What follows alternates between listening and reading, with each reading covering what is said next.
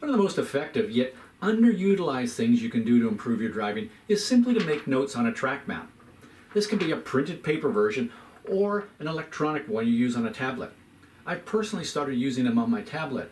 I like that it's easier to store, but most importantly, I can zoom in to make more detailed notes and drawings. So let's talk first about 4 main benefits of note-taking on a track map. First, as the behavioral scientist Robert Cialdini said, people live up to what they write down. If you write something down, you're more likely to actually do it, and that applies to making a change to your driving technique. For example, if you want to turn in later for turn 5, the act of noting it on a track map will increase the likelihood of you doing it. How's that for simple? Second, by making note of various reference points, you'll remember them better and with more detail, which helps you learn the nuances of a track better. Third, if you know that when you get back to the paddock after a session, you're going to jot down what you experienced on the track, your brain does a better job of storing that information. If you want to recall how your car is handling or some other bit of information about the track or you're driving, the act of priming your mind with the task of note-taking on a map helps your brain put stuff away in accessible areas of your mental database. This is basic psychology stuff.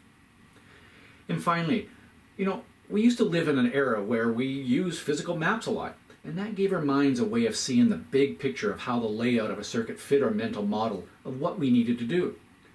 But in today's world, we tend to just follow what our GPS tells us to do, right?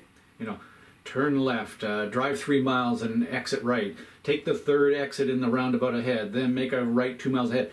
Can you picture the actual route you just drove and which way you're now heading? I doubt it. So a physical map helps our mind have a deeper understanding of where we're going and how we're going to get there. And that helps even when we're driving around a circuit. See, the process of making notes on a track map helps as much as the actual notes do. With that in mind, what kind of notes should you be writing down? Well, it doesn't even matter that much. What matters is that you just do it. Again, it's the process that matters most. But start with the date and track conditions. Then, I think track notes should be lumped into 3 categories. First is track references. These are things like when you're beginning to brake, where you turn in, where your end of braking is, what you use as an apex and exit reference, where you should be looking to have the car on the right line cresting a hill, shift points, which curbs you should use and not use, and so on. Also, things about the track like where it's uphill or banked, where you gain grip, or where it's off camber or a different surface with less grip. These are mostly used to help you learn and fine-tune your knowledge of a circuit and to reinforce your memory of them. Oh, and remember to make note of corner worker stations. That's super helpful.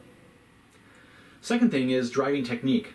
As you write the various references, think about what you're currently doing, technique-wise. Then ask yourself what you could do differently that would help you to be consistently faster. This could include where you want to be looking, whether this corner requires more trail braking to get the car to turn, where in the corner you're at full throttle, or what you feel in terms of overall grip or loading on the front or rear tires. If you really want to get creative, use a different color to represent different techniques. Red for braking, green for throttle, blue for cornering, and black to list what you're going to focus on with your driving in the next session. Jot down any and all things you could do better or differently, then sit back and think through each one and prioritize them. I like to then write my top 3 priorities for the next on-track session in the corner of my map so I can quickly review them just before going on track again. Now the third thing on the map that we're going to write down are car-related items. Here's where you make note of how your car is handling and possibly what you'd like it to do better. With a map in front of you, it's easier to replay in your mind what was just happening on track. It will help you identify what the car was doing in the brake zones, the entry, mid-corner, and exiting corners. In fact, break it down that way, dividing the corners up into thirds, and think back to what the car was doing in each area of every single corner. Was it understeering or oversteering? What were you doing when it was doing that? And what would you want the car to do to allow you to drive faster? One other thing that I like to do on these maps before an event is make a few notes about what I call the keys to going fast. These are my thoughts on which areas of the track I think are most important and what I'm going to focus my attention on. Of course, you can write just about anything down the track. Think of it as a brain dump, and that by downloading what's in your mind, you'll be able to use that information to help you make improvements. I recommend that you sit with your track map and make notes before you start digging into other information and tools. In fact, I like to use the map before I even begin to look at lap times and how I compare to other drivers, because that will lessen the tendency to be influenced by what others are doing. After my first round of notes on the map, then I can look at the data and video. And with the information from these, I can then add more detail to the map. See, the map is the one place where all the information is collected and stored. Hey, you can even record info about car setup on the back, things like tire pressures and suspension settings. There's nothing like being able to relate it all to the exact spot on the track as represented by the map.